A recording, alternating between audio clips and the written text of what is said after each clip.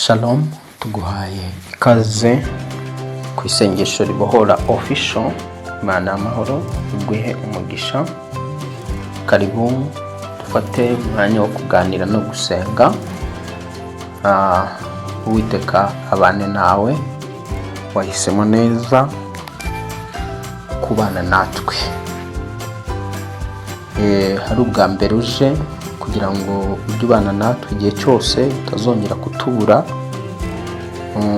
Bikagusaba kujya kwandika amazina, wandika isengesho ribohora kugira ngo utubone nawe, kandi asabone cyangwa subscribe.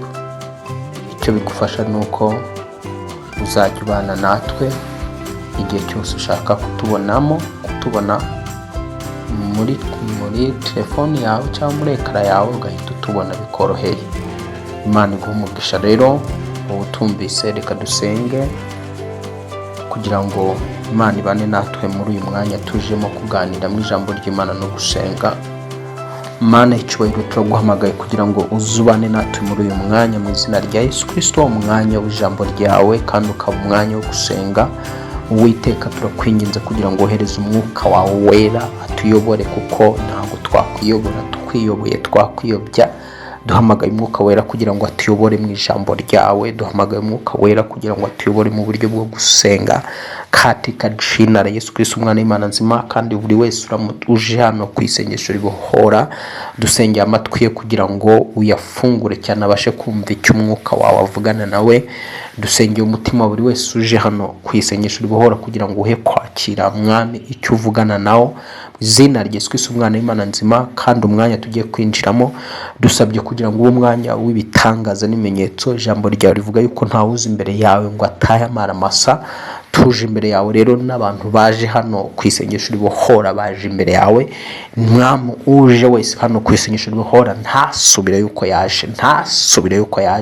ntasubire yuko yafunguye mwami n'umuyoboro. Reka mwami tujye gutandukanywa nawe uyu muntu mu izina rya Yesu. Hari ibyo wakoze mu bugingo bwe no mu mubiri we, wa jina la Yesu. Uyu muntu waje ku isengesho ribohora mwami ntasubire yuko yaje mu izina rya Yesu Kristo, ahubwo umwuka wawe n'imbaraga zawe bihure na buri wese wamaze kuza kuri uyu muyoboro w'isengesho ribohora official, kuri iki gicaniro cy'isengesho ribohora official.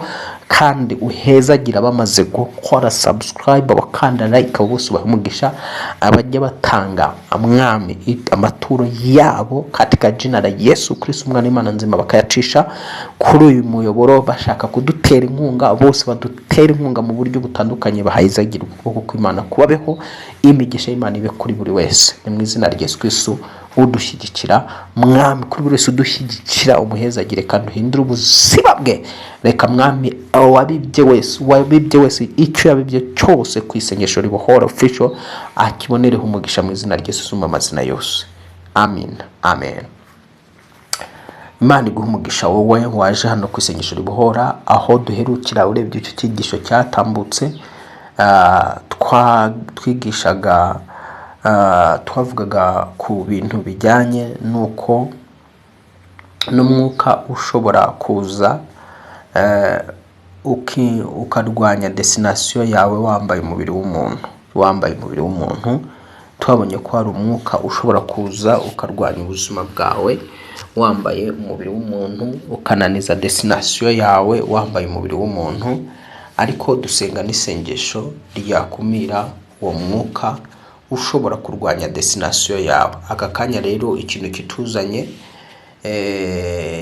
nyubwo icyo ni icyigisho cya mbere cyabandirije icyo ku cyumweru, icyo twashyizeho ku wa mbere twashyizeho icyigisho kijyanye n'iminsi mibi iba ku bantu mu isi n'amakuba n'ibindi byose. Tugenda tugaragaza uburyo bitegurwa mu isi y'umwuka. Tubona yuko nta kintu gishobora kuba ku buzima bwawe kubw'impanuka. Ibyo nibyo twavuze ku munsi wa mbere. Ariko umunsi ubanzirizwa wa mbere twari twigishije ku nyigisho igaragaza ukuntu ushobora gutumwaho umuntu, uwo muntu akaza akakubera umutego ari mu mwuka wo gusenya destination yawe. Rero ku munsi ukurikiye twiga tureba ukuntu iminsi mibi mu isi y'umwuka itegurwa. Ndavuga ku wa mbere. urebye kwa mbere icyigisho kwa mbere wasanga aricyo twashyizeho uburyo iminsi itegurwa. Umuntu akaba yategurirwa iminsi mibi, ukabaho utazi ko wateguriwe krize mu gihe runaka, amakuba runaka, gupfusha igihe runaka, gutakaza umuntu wawe mu gihe runaka, gukena mu gihe runaka, ukagenda usatira ya minsi uba waragize gute warateguriwe utabizi ko mu isi y'umwuka wayiteguriwe. Rero twabonye yuko nta kintu kibaho kubw'impanuka. Dusoza rero dusenga isengesho rihanagura iminsi mibi yapanzwe mu buzima bwawe. N'ubundi ndagusengera kugira ngo buri munsi mubi wateguwe imbere yawe mubi ugapangirwa ubuzima bwawe, amaraso Yesu Kristo uhanagure mu izina rya Yesu Kristo. Twabonye ko isi y'umwijima irategura, ijuru rirategura, na Satani agategura. Rero icyo tuba tugambiriye kugira ngo twigishe ibyo byose ni ukugira ngo ubashe kurinda ubuzima bwawe no kububera amaso no kumenya uburyo ugomba kubusengera. Nongere rero kwatura ngo buri minsi mibi yateganyijwe ku buzima bwawe, aka kanya imbaraga z'Imana ziyisibe mu izina rya Yesu Kristo. Imbaraga z'Imana ziyisibe, amaraso Yesu Kristo yisibe, kalendari y'abarozi bapangiweho kugukorera bibi turayica mu izina rya Yesu Kristo. Mu isi y'umwuka bagira kalendari, mu gice cya kuzimu kalendari rwose ingengabihe, bagategura ingengabihe, bakagena ibihe runaka, iminsi runaka ugomba kubabarizwamo, iminsi runaka ugomba kwatakirwamo. Ndagusengera rero kugira ngo buri minsi yose mibi ubo yateguwe ku buzima bwawe, imbaraga z'Imana zisibe katika jina la Yesu. Imbere yawe iminsi ibe myiza mu izina rya Yesu. Ibihe byawe bibe byiza gusa, ibihe byawe bibe by'amashimwe.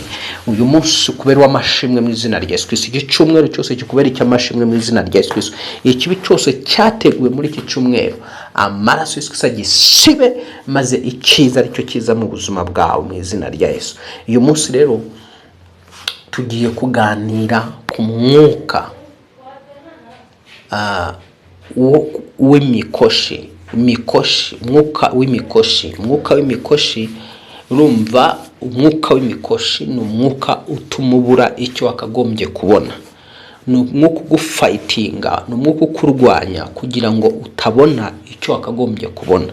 Umwuka wo kuburirwa, cyangwa se reka mbisobanure neza mu Kinyarwanda, mikoshi ni Igiswahili, ariko Imana ishimwe ko umwuka wera ahise azana ijambo rivugitse neza mu Kinyarwanda. Mikoshi ni umwuka wo kuburirwa. Tugiye kuganira ku mwuka wo kuburirwa, umwuka wo kuburirwa. Kandi nyuma yo kuganira kuri uyu mwuka n'imikorere yawo, turafata umwanya wo gusenga no kuwusenya ku buzima bwawe. Kandi biragendana n'iki cyumweru cyose. Iki cyumweru cyose turaba turwanya umwuka wo kuburirwa. Mu isi y'umwuka hari igihe biyemeza kugira ngo bakugabeho ibitero bishinzwe kugira ngo ubure ibyo wakagombye kubona. Noneho ibyo wakagombye kubona nubibura, hafi aho ngaho ubwami bw'umwijima buba bwiteguye kugira ngo bukoshye, buguhendahende, bugushukashuke, bukuyobye, bukwereka izindi nzira waboneramo cya kintu ukeneye, ariko ari inzira zijyana mu irimbukiro, ari inzira ziganisha mu rupfu, ari inzira ziganisha kwa Satani, ukazisanga warafashwe mpiri n'ubwami bwa Satani, ugengwa n'ubwami bwa Satani. So umwuka wo kuburirwa ni umwuka mubi cyane. Rero ni umwuka iyo wakwatatse nta kintu ushaka ngo ubone, nta kintu urwanira ngo kigereho bikunde. Umwuka wo kuburirwa iyo bawugutongereye, bakawukuroga, bakakuroga umwuka wo kuburirwa. Umwuka wo kuburirwa ushakisha umugabo ukamubura, ushakisha umukunzi ukamubura, ushakisha amafaranga ukayabura. Icyo ugerageje gushaka cyose ntabwo kibona, kuko nyine uwo mwuka uba ushinzwe kugira gute? Kukubuza kugera ku cyo ushaka. Upanga kuvuga ngo reka mpaguruke njye kureba runaka, bikanga bikakunanira. Uwo mwuka urakunanira, ngo ugerageza kukubuza buri kimwe cyose ushaka kugeraho.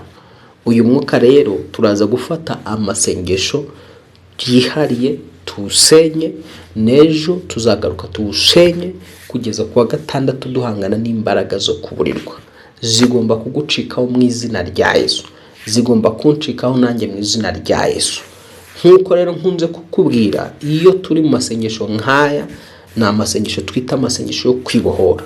Amasengesho nk'aya rero yo kwibohora ku mwuka runaka, uyu ushaka kubohoka neza agendana n'ituro. Uko usenze ni kure kuri ituro, ndetse ugatanga ituro wumva nawe rizima nyine rifatika, rivuye mu ndiba y'umutima wawe. So umwuka wo kuburirwa rero nibyo nari ndimo ndavuga. Uturukaye uvahe? Umwuka wo kuburirwa umuntu bashobora kuwugutongera, bakagutongera umwuka witwa mikoshi. Yani mtu anaachilia mikoshi kwako, akaba yakurekuraho umwuka wo kuburirwa. Ni daimoni izamurwa cyangwa umuzimu uhamagarwa ukavanwa kuzimu, none ugahabwa condition, ugahabwa amabwiriza. Yani unaelekezwa, wanawaambia kwamba nenda kwa fulani fanya hivi. Uwo mwuka igihe uzamuwe bawuha amabwiriza, bavuga ngo genda kwa runaka, ujye umuteza kuburirwa. Ntukemere ko hari icyo abona, ntukemere ko hari icyo ageraho, ntukemere ko icyo atangiye agisoza. Uwo mwuka ukaba warahawe ayo mabwiriza. Noneho rero sasa ubundi mu isi y'umwuka, ibiremwa by'umwuka ntabwo bikora ukwabyo, bikora bigendeye ku mabwiriza byahawe. Nuvuga ngo njyewe niba ngiye kukurogesha nkufitiye ishyari, ndi kubona uhirwa mu byo ukora ku manywa na nijoro, ndakureba nkumva ishyari riramfashe kubera mbona wowe ibyo ukora byose bikwemerera. Nuvuga ngo rero nindamuka nkugire kukurogesha, nshobora kuvuga ngo icyo nshaka, sinshaka ko azongera kugira icyo ageraho, sinshaka ko azongera kuko arirata, sinamukira, dore aracuruza bigaho, sinshaka ko acuruza yongera gucuruza. Ubwo uzafata business yawe, ugende muri business yawe, ufungure duka ryawe, ufungure cyangwa boutique yawe, utegereze umukiriya umubure. Kuko hari umuntu mu isi y'umwuka wakurogesheje atumutongerwa cyangwa uhabwa ku mwuka witwa wo kuburirwa. Kuburirwa, uzashaka amafaranga yabore, nucuruza byange, icyo ukoze cyose cyange, kuko uwo mwuka ushinzwe kukubuza kubona icyo ukeneye. Urumva ijambo rivuga ngo kuburirwa, kubura rituruka ku kubura. Kandi kubura ntiwapfa kubura ikintu gutyo nta igiteye kubura icyo wifuza. Rero tuba turi hano kugira ngo duhangane na gitera, aho guhangana n'ibyo tubona byabayeho. Tugomba guhangana n'ibitera bibaho. Icyo gituma uburirwa nicyo tugiye gusengera, nicyo tugiye kwirukana mu izina rya Yesu. Iki gituma mburirwa nanjye nicyo tugomba guhangana nacyo. Ndatura ngo umwuka wo kuburirwa bakubohesheje, imbaraga z'Imana ziwusenye ku bwonko bwa mu izina rya Yesu. Imbaraga z'Umwami Yesu Kristo ziwuriture mu biganza byawe, ziwusenye mu kazi kawe no mu mibereho yawe mu izina rya Yesu Kristo. Umwuka wo kuburirwa, uburyo bwose bawuhaye amabwiriza, ukaba ukugendaho aho ujya hose. Wava mu rugo ugiye gushakisha ukakugendaho, wakwinjira mu iduka ukakugendaho, wajya mu isoko ugiye kugura icyo wifuza ukakugendaho ugasanga uguze ikitari cyo, wahaguruka ugiye kugura ubutaka wifuza ugasanga uguze ubutaka butari bwo. Uwo mwuka wo kuburirwa, imbaraga z'Imana ziwusenye. Ni gukora mwuka wo kuburirwa. Iyo ukuriho ushobora no guhaguruka ukavuga uti ndahagurutse mbonye amafaranga, ngiye kugura ubutaka. Wagura ubutaka ugasanga ubwo butaka ni ubunyabibazo, wagura inzu ugasanga ni inyabibazo. Ni umwuka uba wiyemeje kugira ngo wowe icyo umutima wawe ushaka utigera ukibona. Urafiyansa, wafiyansa ugasanga ufiyanshije utakagombye gufiyansa. Uratereta ugasanga utereswe n'udakwiriye kugutereta. Wa wundi w'umutima wawe ukeneye ntushobora kumubona iyo uriho umwuka wo kuburirwa. Mwuka wo kuburirwa uzajya mu ishuri ugiye kwiga, hari ibyo ukeneye muri wowe, nugerayo uzasanga uri guferenga ubure diplome ubure iki. Ni umwuka mubi cyane, ni umwuka mubi cyane. Iyo ukuriho uteza umuntu imibabaro, uteza umuntu agahinda. hafi aho ngaho rero haba hari umwuka, hari za tekinike uyu mwuka uburyo ukoresha, kuko utumwa ugamije kugira ngo ugutandukanye n'Imana, ukwerekeze ku zindi mana zitazwi, mana z'abasogokuru banyu babandi nabuze wavukiyemo baterekera. Ni umwuka ushaka kugira ngo ukwerekeze mu guterekera, ni umwuka ushaka kugira ngo ukwerekeze mu bintu by'ubupfumu, ni umwuka ugambiriye kugira ngo ugutandukanye n'Imana rurema, hanyuma uguhuze n'Imana Satani, uguhuze n'Imana Rusoferi. So rero reka dusome ijambo ry'Imana, nitumara gusoma ijambo ry'Imana turaza gufata umwanya wo gusenga. Reka dusome Abatesalonike, urwandiko rwa mbere Paulo yandikiye Abatesalonike, igice cya mbere, igice cya kabiri bambe. Urwandiko rwa mbere Paulo yandikiye Abatesalonike, igice cya kabiri kuva ku murongo wa 18, no murongo gusa. Handitswe ngo, kuko twashakaga kuza iwanyu, icyakora jyewe Paulo sinabishatse rimwe gusa, ahubwo ni kabiri, ariko Satani aratubuza. Umva iby'iri jambo. Uyu ni Paulo wasizwe amavuta y'Imana, ni Paulo wafunguye amatorero n'amatorero menshi, ni Paulo igicucu kiwe cyakizaga, ni Paulo bafataga ibitambaro bakagenda bakabishyira ku mubiri we, bakabikura ku mubiri we bakagenda bakabirambika ku abarwayi bagakira. Arimo aratubwira ibi bintu, arimo aravuga ngo kuko ubwanjye si rimwe ngo twashakaga kuza iwanyu, icyakora jyewe Paulo sinabishatse rimwe gusa, ahubwo ni kabiri, ariko Satani aratubuza. Aha turabona ko Satani ashobora kukubuza kugera ku cyo ushaka, ashobora kukubuza kujya guhura n'umuntu wifuzaga guhura nawe. Uyu ni Paulo w'umunyamavuta, aratwereka ko yashatse kujya kureba aba bantu kandi bari benshi, ariko we noneho ngo abishaka rimwe biranga, abishaka bwa kabiri biranga, ariko aza kuvumbura ko ari Satani uri kumubuza kugera aho ashaka kujya. Bishatse kugaragara niba Paulo mu mavuta yari afite, niba Paulo mu mbaraga zari zimurimo, yarapangaga gukora ikintu runaka, Satani akamubuza. Mu yandi magambo, yapangaga gukora ikintu runaka, yapanga agasanga hari yindi mpamvu ivutse imubuza kujya aho yagombaga kujya. Abipanga rimwe havuka impamvu, abona biranze. Abipanga kabiri havuka impamvu, nabwo biranze. Ahita yishurirwa ko ari Satani urimo uramubuza. Nshuti mukuru wa muri Kristo Yesu, iri ni hishurirwa rikomeye cyane. Niyo isuzuma mu buzima bwawe, ushobora gusanga rero nawe ari uko bimeze. Hari icyo ushaka gukora bikanga, hari icyo ushaka gukora bikanga, urashaka gusenga bikanga, ukaryama wabyuka washaka gusenga bikanga, wapanga kwiriza ubusa hakavuka impamvu ituma utiriza ubusa, wapanga kujya guhura n'umukozi w'Imana ugasanga biranze, birakunaniye, wapanga kugira ngo uce muri deliverance bikanga. Hari imbaraga zirimo zirakubuza, hari umwuka urimo urakubuza udashaka kugera ku cyo ushaka kugeraho.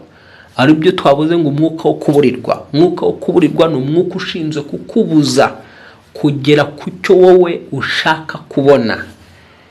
Nongere nsubiremo, umwuka wo kuburirwa ni umwuka ushinzwe kukubuza kugera ku cyo ushaka kubona. Uba wamaze kureba mu marangamutima yawe no mu mahitamo yawe icyo ushaka, uba wamaze kurunguruka mu ntego zawe. Umwuka wamara kurunguruka mu ntego zawe no mu migambi ufite, ugahagurutswa no kubwirwa ngo mugende mu mubuze kiriya gambiriye ntakigereho, ugahagurutswa no kubwirwa ngo mugende mu mubuze ntagere ku kiriya yifuza.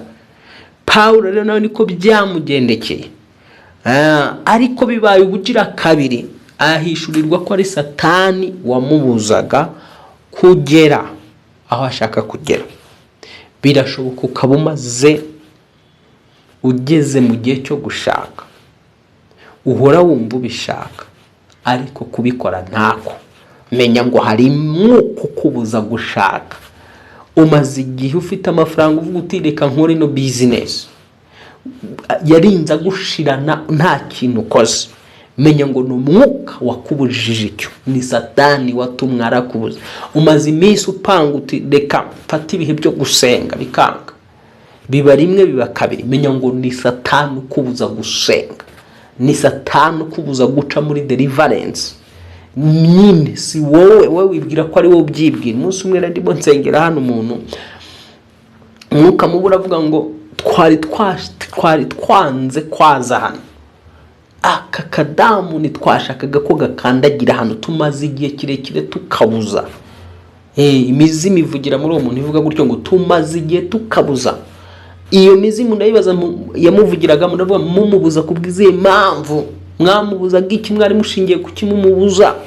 Ati twamurwanyaga, tumurwanyirije ku ituro, tumwumvisha yuko atagomba kuza, twamutegeye ku ituro kugira ngo ataza. Mu yandi magambo ubwo nuvuga ngo bazaga abadayimoni bazaga mu bitekerezo bye bakamuganiriza ku bijyanye n'ituro, bakamwumvisha bati urajya hehe, pano wumva ugomba kujyana ituro urajya he. Kumbe we akibwira ngo niwe, kumbe n'abazimu bari kumubuza, kuko bazi yuko ngo naramuka aje agahura nanjye barakubitwa bashye bamuvemo. Shuti mukundwa muri Kristo Yesu, rero hari ibintu biza mu bitekerezo byawe ukibwira ngo niwe uri muri tekerereza, kumbe ari umuzimu urwanya ubuzima bwawe urimo urakubuza icyo ugomba gukora. Ushobora gupanga gusenga nguko cyangwa se gupanga kumva ijambo ry'Imana, umuzimu udashaka kumva ijambo ry'Imana, ugasanga wafungura nk'inkingi cyangwa wafungura hano ku isengesho ribohora, wa mwuka ukavuga ati wikumva ibyo bintu, ugahita ukugenda ukakujyana kumva filimi runaka cyangwa amakuru y'intambara n'ibindi byose biba bica kuri iyi mihanda ya YouTube. Iyo mwuka ukaba ari ukajya kukurangariza kuri ibyo, ukagukura muri uyu mwanya mwiza wo kumva ijambo ry'Imana, ukibwira ngo ni wowe, ni ibitekerezo byawe bwite, kumbe ni imbaraga zirwanya wowe umwuka, zitifuza kubohoka, n'abazimu barwanya wowe umwuka, batifuza ko ari aho uva n'aho ugana. Ndagusengera kugira ngo abo bazimu baguhunge mu izina rya Yesu Kristo. Imbaraga zirwana nawe, zikubuza kugera ku cyo ushaka kugeraho, umuriro w'Imana uzitwike. Tugiye gukora isengesho. Ntabwo Satani agomba kukubuza gushaka mu izina rya Yesu, ntabwo agomba kukubuza kunguka no gutera imbere mu izina rya Yesu Kristo.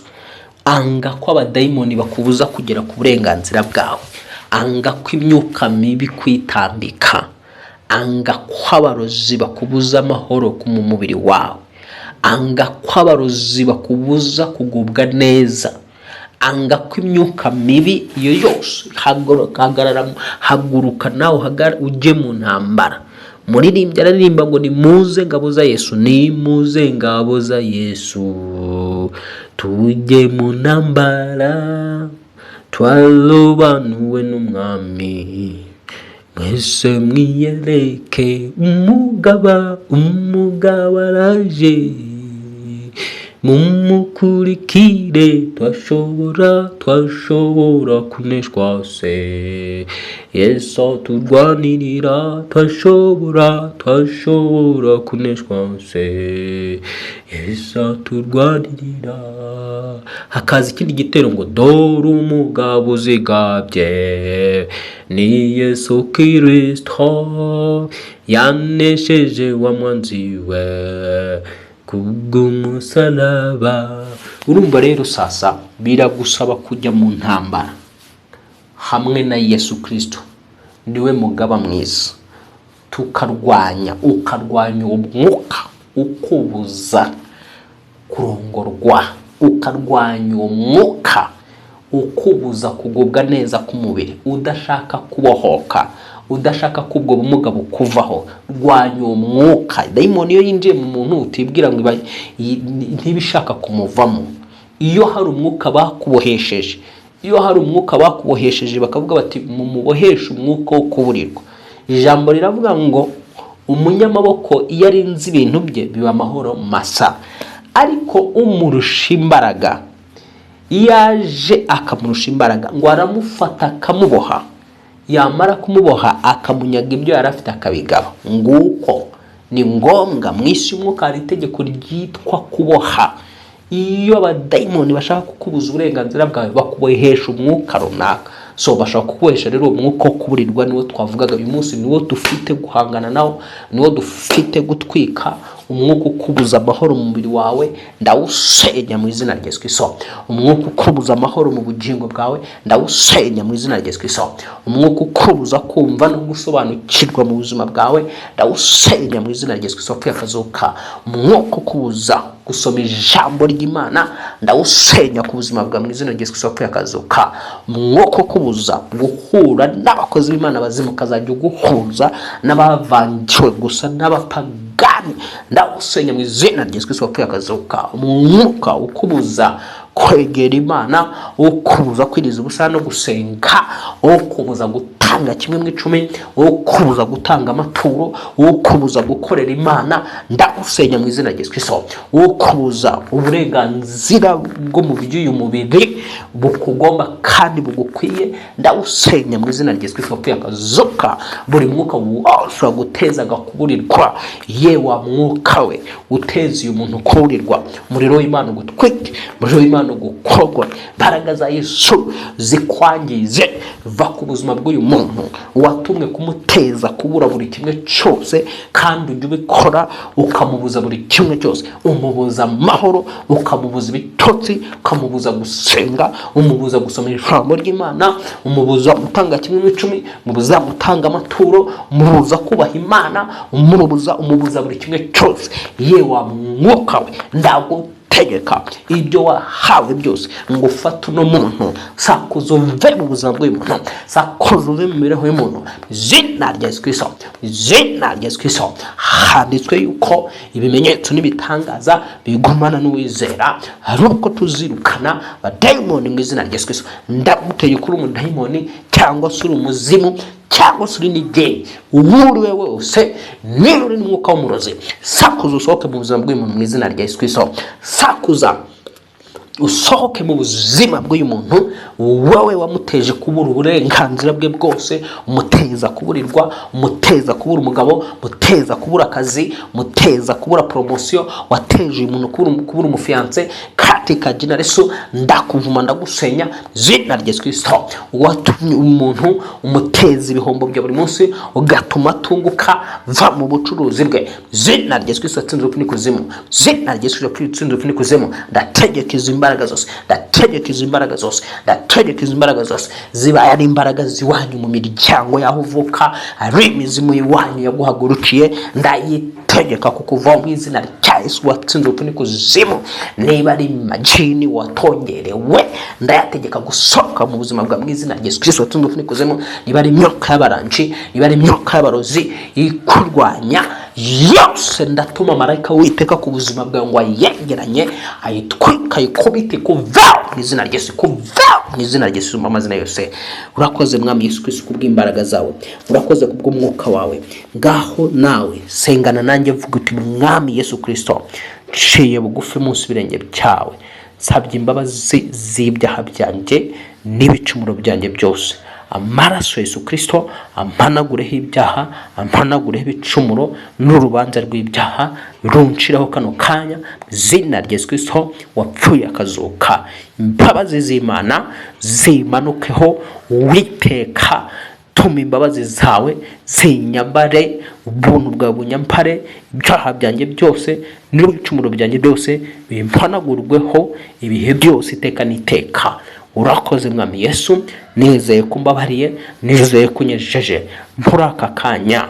Imyuka yose yatumwe ku buzima bwanjye, cyane cyane mwuka wo kuburirwa, yewe mwuka we wo kuburirwa, naboheshejwe ndagusenya, ndekurira amaboko ndekurira amaguru, ndekurira amahitamo, ndekurira ubwenge mu izina rya Yesu Kristo wapfuye akazuka. Uburyo bwose naboheshejwemo, atura aya magambo uburyo uti mu izina rya Yesu Kristo, uburyo bwose naboheshejwemo mwuka wo kuburirwa ukanyizingiraho, yewe mwuka we utuma ntabona ibinkwiye, utuma ntabona ibyo nkeneye, ndagusenya dayimoni yo kuburirwa, wa muzimu untera kuburirwa, va ku buzima bwanjye, senyuka mu izina rya Yesu, senyuka mu izina rya Yesu, va mu mibereho yanjye, senyuka mu izina rya Yesu. Wapfuye akazuka, umaze igihe kirekire umbuza kubona uburenganzira bwanjye, uyu munsi wa none cyakongoka mu izina rya Yesu, mvaho mu izina rya Yesu Kristo, mvaho mu izina rya Yesu Kristo, mvaho mu izina rya Yesu Kristo. Ye wa mwuka we winjiye mu mahirwe yanjye, wewe winjiye mu magisha yanjye, wewe winjiye mu byiza byanjye, ukagenda witambika, umbuza kugera ku byiza, umbuza kugera ku mugisha, umbuza kugera ku mahirwe. Ndagusenya, ndakurimbura, uri umuzimu, uri idini, uri umwuka w'umurozi, zina rya Yesu Kristo, muriho w'Imana nugutwike, va mu buzima bwanjye, zina rya Yesu Kristo, va mu mikorere yanjye, zina rya Yesu Kristo, va mu mikorere yanjye, zina rya Yesu Kristo, va mu mikorere yanjye, zina rya Yesu Kristo, va mu mikorere yanjye, zina rya Yesu Kristo. Watsinze urupfu n'ikuzimu, niba uri imyuka y'abakurambere mwazamuwe, mwatumwe, mwakuwe mu isi y'abapfuye, mukanyoherezwaho kugira ngo mumbuze kubona ibyo nkwiriye, kubona abonano mu isi, ye mwamyuka mimwe y'abapfuye mwe, mugende mutazagaruka ukundi mu izina rya Yesu Kristo. Ndabategetse muve mu buzima bwanjye, mugende mu izina rya Yesu Kristo, umwana w'Imana nzima. Urakoze mwami, urakoze mwami. Niba hari umwuka ukubuza gusinzira, tangira utwike, tangira uwirukane, twika uwo mwuka ukubuza gusinzira mu izina rya Yesu. Ubwire ngo va, wa mwuka wambuzaga ibitotsi, va mu izina rya Yesu Kristo. Mwuka wakubuzaga gutwita, ndi kuva mwuka. Hari umuntu uje hano wabujijwe gutwita utabyara, vuga uti mu izina rya Yesu Kristo, ye wa mwuka we wazibye inda yanjye, ubu utuma ntasama, rekura inda yanjye isame mu izina rya Yesu, rekura matrisi yanjye, rekura matrisi yanjye. Vugana n'uwo mwuka urekure matrisi yawe, utwika kuri matrisi yawe, wakire gusama no kubyara mu izina rya Yesu Kristo. Senya, ndikumva hari umuntu mwuka umubuza kubona ibishoro, senya umwuka utuma utabona igishoro, izina rya Yesu Kristo. Senya umwuka utuma utabona akazi, wirukane ku buzima bwawe, ukubohoke ugucikaho mu izina rya Yesu. Rimbura umwuka utuma ugwa buri munsi, udashaka kukizwa neza, udashaka kuhinduka neza, katika jina la Yesu. Uwo mwuka ukubuza guhinduka, ukubuza gukizwa, uhora ukugusha mu businzi, uhora ukugusha mu busambanyi, uhora ukugusha mu byaha, ye wa mwuka we ubuze umuntu gukizwa, umubuze umuntu kubohoka, umubuze umuntu guhinduka, tandukana nawe, ndagutegeka, va mu buzima bwe mu izina rya Yesu Kristo risumba amazina yose. Ushobora kuba nkurikira nawe ubona hari umwuka runaka ukuboshye, komeza ubona nyine ukuboshye. Niba ari umwuka ukubuza amahoro, niba ari umwuka utuma waguhejeje mu burwayi, vugana nawo gucika mu izina rya Yesu Kristo. Imana dusenga ni Imana ikiza indwara z'ubwoko bwose. Ushobora kuba ko nyumva waranduye virusi itera sida, ni umwuka watumwe kugira ngo uze uhine imyaka y'uburame bwawe, ukubuza amahoro mu mubiri wawe. Vugana n'iyo virusi itera sida isohoke mu maraso yawe, yitwikira kongoka. Yesu ashobora kwitwika gakongoka. Yesu Kristo nta mwuka ujya umuhagarara imbere. Izina rya Yesu rirahambaye. Abazimi baryumvise bahinda umushyitsi, amagini yaryumvise ahinda imishyitsi, myuka barangi n'iy'abarozi ryumvise igwa hasi, kuko handitswe yuko amavi yose azapfukamira iryo zina rya Yesu, n'indimi zose zikatura ko Kristo ari umwami. Ndategeka virusi kuri mu maraso nisibwe mu izina rya Yesu Kristo, nihanagurwe mu izina rya Yesu Kristo. Ndategeka hypertension, ndategeka umuvuduko w'amaraso, ndategeka diabete, byose bipakiye mu mubiri wawe. Amaraso Yesu Kristo nasiba ibyo ngibyo. Umuriro w'Umwuka Wera nutwike izo ndwara mu mubiri wawe mu izina rya Yesu Kristo. Umwuka Wera waratumwe kubuza amahoro mu mubiri wawe. Pfa wa mwuka we, uri umuzimu pfa, uri igini pfa mu izina rya Yesu Kristo. Uri umurozi pfa ku buzima bw'umuntu mu izina rya Yesu Kristo. Tandukana nawe uyu muntu abahoke, tandukana nawe uyu muntu akire mu izina rya Yesu Kristo, umwana w'Imana nzima. Mwuka wambura abantu akazi, mwuka wambura abantu amafaranga, mwuka wambura abantu amafaranga, shakongoka yewe wa mwuka w'inyatsiwe, wowe utuma abantu badatunga, wowe utubuza gutunga, mwuka utuma tudatunga, mwuka utubuza gutunga, shakongoka. Reka uyu muntu abe umutunzi w'amafaranga, reka uyu muntu abe umutunzi ibintu byose kwa jina la Yesu isumba amazina yose, imbaraga z'Umwuka Wera. Urakoze Yesu Kristo. Uyu mwuka utuma uyu muntu atakizwaga, wa mwuka reka uyu muntu akizwe neza, reka uyu muntu ahinduke, reka uyu muntu abe umwana w'Imana, reka uyu muntu abe umunyamasengesho katika jina Yesu, umunyamasengesho usengera ubuzima bwe kwa jina Yesu, kwa jina Yesu, kwa jina la Yesu Kristo. Yewe wa mwuka we wambura uyu muntu imbaraga, ugasigara ari intere, nta rutege afite rwo gusenga, nta rutege mu kwizera, yuzuye amaganya no kwiheba kwa jina la Yesu. Wowe umubuza kwizera, daimoni ibuza uyu muntu kwizera, daimoni ibuza umuntu ibyiringiro, soka mu buzima bwe, soka usakuza uve mu buzima bwe. Reka uyu muntu agire ibyiringiro, reka uyu muntu agire kwizera, reka uyu muntu mu izina rya Yesu Kristo ahagarare mu buzima bwiza bwubaha Imana, bwumvira Imana. Urakoze mwami Yesu Kristo ku mwuka wo kuburirwa usenywe kwa jina Yesu. Wa mwuka wo kuburirwa we turagufashe mbere mu mwuka, turakuboshye, turakuziritse, tukujugunye kuzimu, tugutandukanyije natwe teka ryose. Ntuzongera kubona umuntu, ntuzongera kumbona. Ni mu mbaraga y'amaraso Yesu Kristo dusabye twizeye, amen, amen, amen, amen, amen, amen. Nawe wikiza utyo uti amen, ubundi Imana iguha umugisha. Bwari ubwa mbere waruze kuri iyi channel, ntugende udakoze subscribe kugira ngo nejo uzatubone, niba utazongere kutubona. Imana amahoro iguha umugisha, Imana amahoro ikugire neza. Ukeneye kudutera inkunga kugira ngo ibiganiro bikomeze, turashaka gukora kutangira kugaragara mu mashusho, turashaka gufata ibingibi twigisha, inyigisho twigisha tukazizana no mu mashusho. Ukeneye kudutera inkunga, nimero urazibona muri screen yawe. Imana iguha umugisha. Ushaka kuri turo ryo kwibohora ku mwuka ubusenyutse ku buzima bwawe, kuko nyine ibyacu ni ukwizera. Imana yacu ikorera mu kwizera kwawe ikakubohora, ikorera mu kwizera kwawe ikagukiza, ikorera mu byo wemera nyine. Niba wizerera mu ituro, kabuza imbaraga z'ituro, urasobanukiye imbaraga z'ituro icyo rikora, nimero urayibona muri screen. Umwami aguha umugisha, na hejo mugire umunsi mwiza.